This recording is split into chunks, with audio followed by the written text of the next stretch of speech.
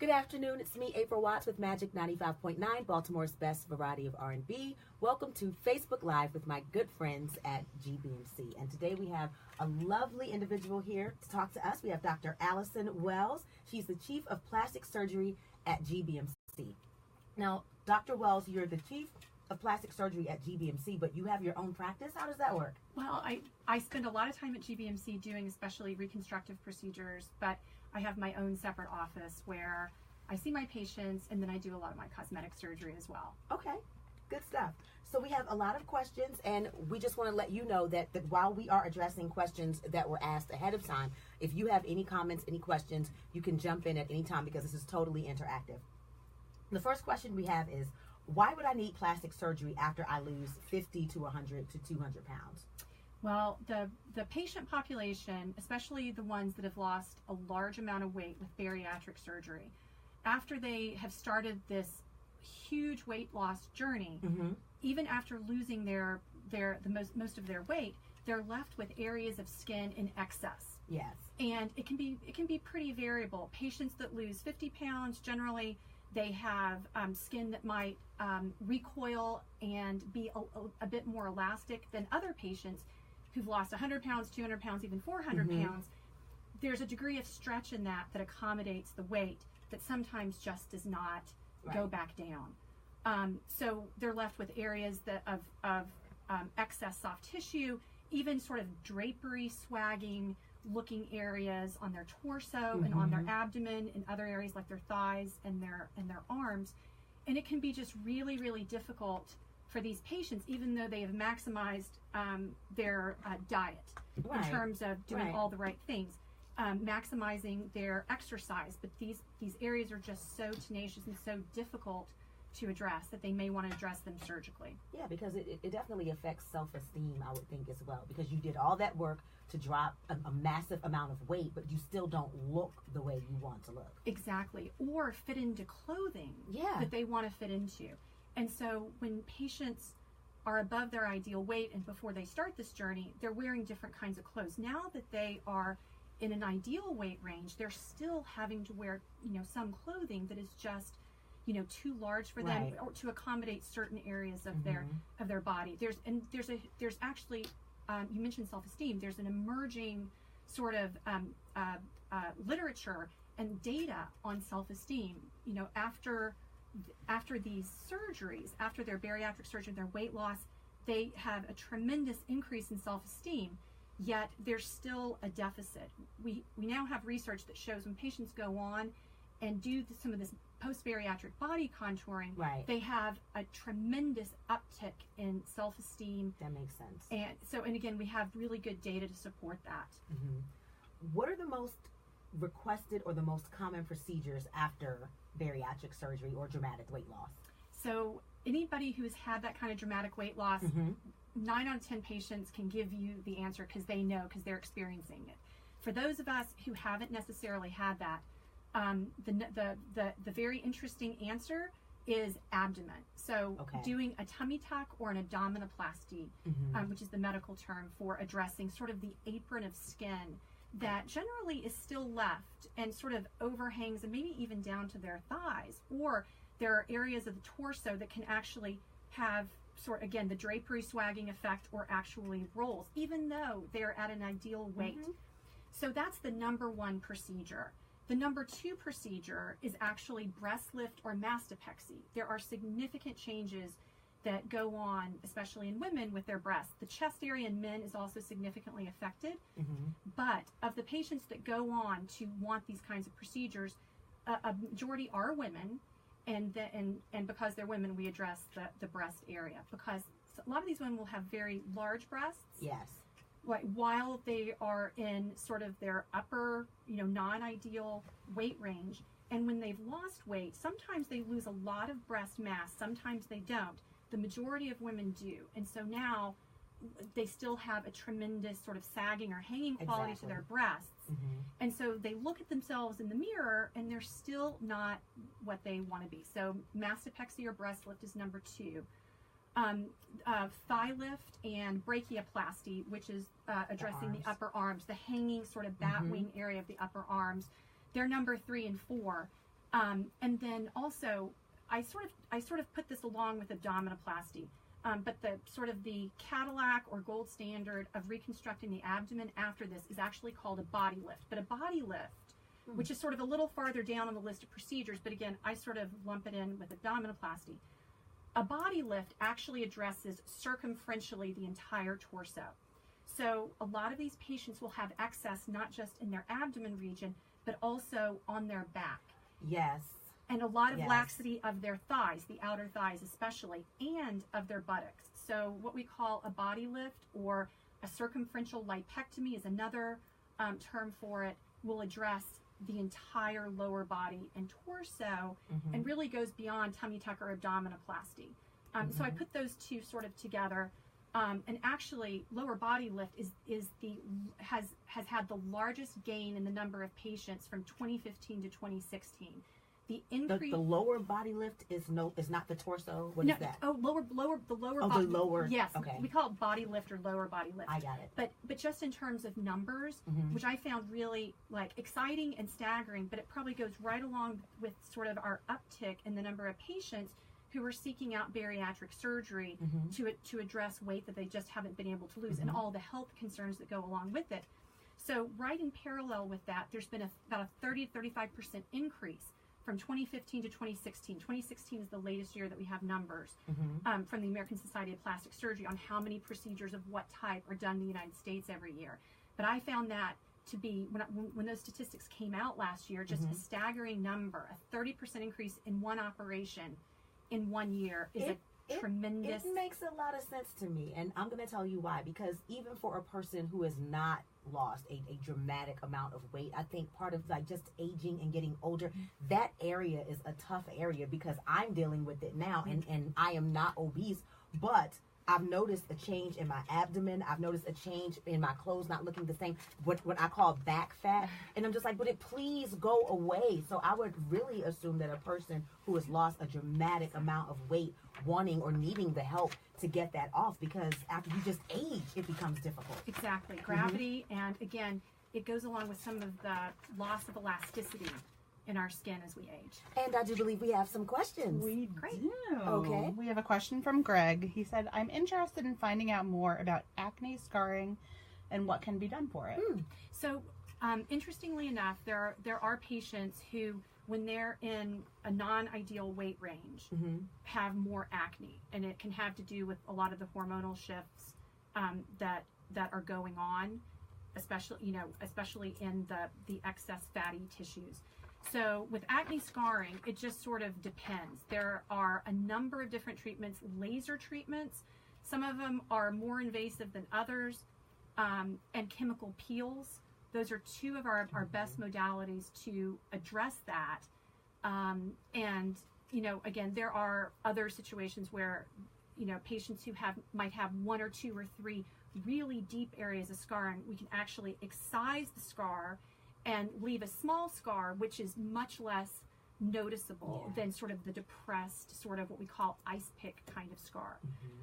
We can also sometimes use filler materials, like we talk about Botox and fillers. Botox relaxes muscles, fillers plump up areas, especially the lines between your nose and the corners of your mouth. But those are actually substances we can use also in a very specific way. Once we sort of break up the scar tissue, it's called subcision. We can do it under local anesthetic very easily, 15-minute procedure, and then put some of these really, really high-tech, really neat absorbable fillers in that area to sort of lift up that area. Any other questions? We do. Brenda wants to know, is there a chance of getting insurance to help pay the expense? I think that is the number one question that I'm asked about this, and it's an excellent question. So the first thing to say is that insurance is very widely by region, by carrier, and so that's the first thing to know. So I would say you need to go online and look at sort of the guidelines for this. So, and when patients have had this dramatic weight loss after the surgery, there are some conditions, some real medical conditions that can go along with that.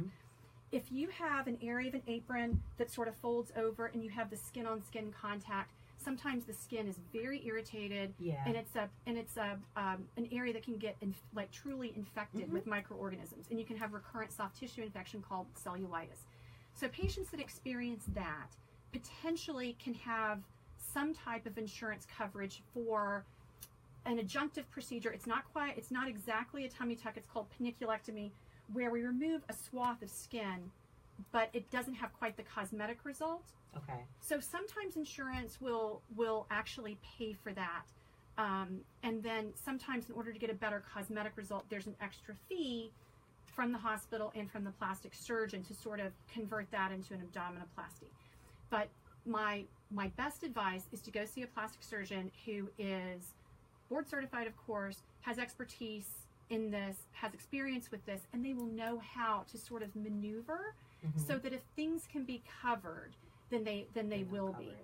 There's also a whole sort of collection of situations where if you have something done that is medically necessary in the same area, like for instance, there are many patients, even though GBMC does great bariatric surgery laparoscopically, sometimes patients will still develop hernias, which are sort of outpouchings through the abdomen, the muscle layer of the abdominal wall of the internal abdominal contents. So if a patient, we don't want anybody to ever have a hernia, but they do occur a certain amount of the time. But if a patient has a hernia, then some of the operating room costs and the physician costs can be defrayed. Maybe not totally covered, but if you're going to be going in for that anyway, it's an operation on your abdomen. If you get a plastic surgeon involved, sometimes we can go in, help the general surgeons, or some of us will fix those ourselves, fix the hernia, and then the extra, there's some extra charges for extra time in the operating room to complete a tummy tuck procedure, but you're sort of halfway there if you have, again, another medical condition which is dovetailing along with it. Any more questions? Yes, actually. Oh, wow. Aaliyah wants to know, what's the healing process like? I don't know if that means for maybe she can give us a little more information about heal, and is it difficult, all that stuff. So it has come a long way since I became board certified and went through my training 20 years ago, 15 to 20 years ago. So now for a tummy tuck operation, most of those operations are outpatient. You go home the same day. We use very, very long-acting Novocaine local anesthetic type medications directly in the area where we're operating, and patients do really, really, really well. They usually have a couple of drains in. This is for tummy tuck, but that's like the number one thing people want to know about. So with a tummy tuck, the incision is all closed underneath the skin with very fine sutures. You don't usually even see anything on top of the skin. Patients need to be careful about pushing, pulling, lifting, using their torso in sort of strenuous ways for 3 or 4 weeks. But patients feel pretty well pretty immediately, need usually very little oral pain medicine. Again, it's variable from patient to patient. With body lift surgery, that's the circumferential addressing of all that excess. That's a bit of a bigger operation, and generally patients will stay 1 night in the hospital. Sometimes, in selected cases, it can be outpatient. But again, patients do exceedingly well. And how long does it take to get back to work after a tummy tuck? After a tummy tuck, I usually say that most patients can get back to work at 7 to 10 days, except if they have very physical jobs. And so I have a lot of patients that are, have some flexibility. A lot of people telecommute, for instance. So people feel really well even by day 3, day 4, day 5. And if you're in sales or if you telecommute, you can actually be back on your computer and actually do a lot of your stuff from home, even if you need another physical 1 week off to really recuperate and sort of be out and about again. But a lot of patients, we all really try to minimize that impact on patients' daily lives, their work lives, and their home lives. How long does a person have to wait after dramatic weight loss to get a tummy tuck or a body lift? Well, if you're talking, weight losses that are 50 and 100 and 150 pounds. So after that takes a certain amount of time to actually even achieve that, whether that's 6 months or a year and a half to reach sort of a steady state weight. That's one thing. And then, so once they're at what they consider their ideal weight, however long that takes, we really like to see stability in their weight for 3 to 6 months. Okay. That's so fair. And it truly is only because if there's sort of this ongoing weight loss, then if we do surgery in the middle of that, then there's just a bigger chance they're going to have recurrent laxity in the areas, once they lose the other 20, 30, 40 pounds. So we like it to be really stable so that we get the maximal result. Any more questions? We do. Kelly wants to know, with a great deal of skin that has to be removed, how many surgeries would it take for a full lift? So some of these things can be combined into one operation. And again, it's very selective, and it's every patient has a different situation. Frequently, we certainly do an entire body lift, front and back and sides at once. Whether we combine that with some of the other procedures like a breast lift or a brachioplasty, which is addressing the skin of the upper arms, or a thigh lift, it's very individual. Patients that are very much at their ideal weight, a lot of the times, if they're small enough, we can do 2 or 3 procedures at once. Once they're a little bit larger, maybe not quite at their ideal weight, or just they have larger frames, like men, for instance, just because of the length in operative time, which we want to minimize, we actually opt to break it into different surgeries. If a patient comes in, and they frequently do, saying, okay, here are the 3 areas I want to address. So, and sometimes it's actually a facelift, because a lot of times there's a lot of changes in the neck and the face once there's a lot of weight that you've lost. So sometimes patients will come in and say, I want this and this and this. And I'll say, okay, what is your first priority? Tell me what the one thing is. So, and it's usually the abdomen. 95% of the time they say abdomen. So we start with that, whether that's a body lift or an abdominoplasty. And then if I don't ever combine a facelift with a body lift. I think all of us in plastic surgery agree that that is probably too much surgery at one time. Right. And it can increase some of our risks that we really do not want to, we really, really want to minimize in this population, every other population. But if you have sort of a patient who needs a tummy tuck, and they also need a breast lift, that is something that we combine all the time. Even in our population of patients that maybe have lost lesser amounts of weight, let's say they've had 3 pregnancies in 4 years, and they have the mommy weight, and they've lost all of that, and they come in and they say, I want to look a little bit more like I did before the babies. So that's something that we routinely combine, those 2 procedures. So there's a way to do it safely, but I would say it's individual. Talk to your plastic surgeon, and since we know that there can be increasing risk when we combine a lot of procedures, most of us are very, very good at sort of saying, let's break it into little small parcels, and usually you can space those at 3 to 4 months. And so I have patients who can go through an entire transformation, literally of their entire body, in 9 months or a year. Oh, wow. We have an anonymous question that reads, I look in the mirror now after losing 150 pounds, and I still see a larger person. It is hard for me to see myself as a normal weight person. How will post-bariatric body contouring help me do that? So many patients actually voice that same concern, that they look in the mirror and they still don't see sort of the thin person but that they know that they are, like that they have in their mind, and that they know that they are underneath all of that. Once you take away sort of the area at their abdomen, which literally can be even 5 and 10 pounds of excess tissue, that is a tremendous amount and volume of tissue. Once they're able to sort of see their upper thighs again, once they see that the soft tissue rolls aren't there anymore, that they don't have to wear tight pantyhose and 2 layers of body contouring, garments like Spanx to sort of get them into just normal clothing. That is where it and that's uncomfortable. It's just hot, uncomfortable to wear that all day, every day. And it's just you feel like you're not living your true self. That's what I have gotten from patients, is that they want to live their true self. Maybe they're not 100% perfect, and who is? None of us. But having to do all of these things every day just to sort of look fairly normal in clothing is just, it is really a burden to people on an everyday basis. Dr. Wells, you have some visual aids, and I think it's really good because we talk about plastic surgery all the time. We talk about tummy tucks, but some of us have never really seen the results. So can you show some of the stuff? I definitely can. I'm going to preface this with, these are 2 different patients who have had 100 to 150 pounds of weight loss each. Okay. They're at slightly different age ranges.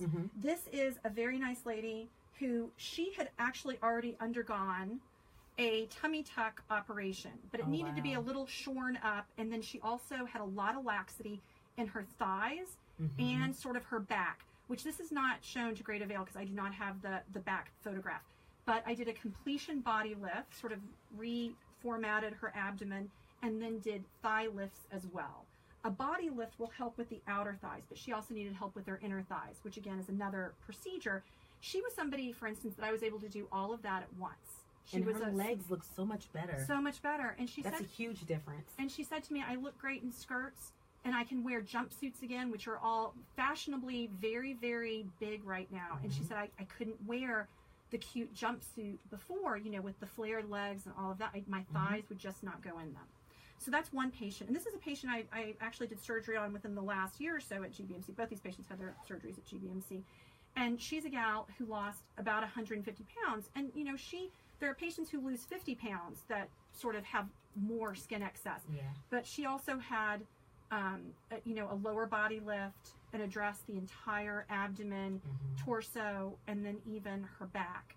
And so those are just 2 examples that I pulled down really quickly. I'd also like to note that I have, we're very careful about our photographs, and I have photographic releases for all patients, and they're usually so joyful and so happy to share their results. Exactly. But clearly I do it very anonymously. No patient identifying factors, no names, but I really wanted to get that out there, that we do not show patient photographs to anyone unless the patients themselves have actually given us permission to do so. So now that we've seen the amazing results, can we talk about some of the risks? Because there are risks with any surgeries. Absolutely. You are 100% correct. So with any surgery, the first 2 words out of my mouth with any surgery are bleeding and infection. And it's probably not because they're necessarily the most prevalent. They're just sort of, in some ways, the most obvious. So bleeding that can take us back, that's active, that can take us back to the operating room in the form of a hematoma, which is a collection of blood, usually in most circumstances with this post-bariatric body contouring and body contouring in general, is generally not life-threatening, but has to be addressed because it can very seriously affect our final results. And because it can lead to infection, it disrupts the incision. So we have to take those patients sometimes back to surgery, sometimes really small little blood collections. We don't have to. So infection is something that also occurs with any kind of surgery. But it's at a fairly low rate. These are things that are certainly less than 2%, if not 1% of our patients. They're low, they're not 0. Within the post-bariatric patients, a lot of them have had previous medical problems. And so we're really careful about that too. Patients that have previously had diabetes, or at least hyperglycemia, which is increased blood sugar, not quite diabetic yet. Those patients, most of their problems have resolved, or the patients that have sleep apnea, difficulty with breathing while they're asleep. Most of those things have resolved, but we always say that, during any surgery, and the recovery, some of those things can be exacerbated, especially the sleep apnea. We're very careful with pain medication if people are sort of borderline still with obstructive sleep apnea. I think the thing that we all take very, very seriously, and this can happen during any surgery, is the risk of deep venous thrombosis and pulmonary embolus. Deep venous thrombosis are blood clots that can form in the legs. Most of the time, they are extremely asymptomatic. Nobody knows they're there. And your body is able to form these clots and then also break them back down. The system in our blood that clots our blood also declots our blood, basically. So your body has an ability to take care of them. They become an issue if and when they get larger and they sort of dislodge from the vein, and they can get into the circulation and then into our lungs, and then our body is not, or our lungs are not able to oxygenate our blood as it should. So those are very serious medical conditions. And again, it's a small percentage of patients. It's 1% or less, but it's something that we address very forthrightly because body contouring procedures are a bit more known to be associated with that than, let's say, some of our other procedures like facelift procedures. So, but we're very good at reducing that risk through anticoagulant medications, blood thinning medications for short periods of time, and with using massaging leggings that we use in surgery that also reduce that risk. We've studied this really, really carefully, and I will say plastic surgeons really have been on the forefront of this because it can so significantly affect this patient population, which is coming in to have essentially elective surgery. So we do not want to do anything that would sort of increase their risk of not being able to enjoy all of their wellness after the surgery. Now, how does one go about finding a reputable plastic surgeon once they realize this is something that I really want to do? So I think it starts in a number of different places. First of all, especially with our bariatric surgery population, I find this so wonderful and fascinating. Everybody is so connected online. It's a huge group, especially Dr. Dovek and Dr. Bellows patients at GBMC. It's a huge, thriving group of patients that really interact and talk. So I bet most of those patients know somebody who has had some of these surgeries after completion of their weight loss. So I would say, number one, ask a friend. But you don't stop there. You sort of ask a friend, who did you go to? Especially, obviously if you like their results, and obviously if the patient liked their surgeon. So you certainly should do that. You should certainly go to the GBMC or another reputable hospital's website, and all of us are listed. There are several plastic surgeons at GBMC. All of us are board certified, and all of us do these kinds of procedures for the most part. There are some plastic surgeons that only do facial procedures, and they're usually very upfront, and they say, I only do things on the face, for instance. Right. You can go to the American Society for Plastic Surgery and the American Society for Aesthetic Plastic Surgery, ASPS and ASAPS, and you can look at their member surgeons. And those are people that are extremely reputable, know how to do these procedures, and are board certified. The other thing is, when you pick up the phone and call or make an appointment, go on the website of the plastic surgeon, and what you need to see is board certified in plastic surgery. And you actually need to see this topic addressed on their website. So if somebody doesn't do something, they're not going to have 3 pages of information about post-bariatric body contouring and before and after photos. And if you don't see that, then I would sort of maybe call and ask. Right. And then when you're sitting there with a plastic surgeon in a consultation, I love the patients that ask me point blank, and they have a list of questions. Are you board certified? Yes. Those of us who are board certified maintain our certification and go, do all of our what we call continuing medical education. Right.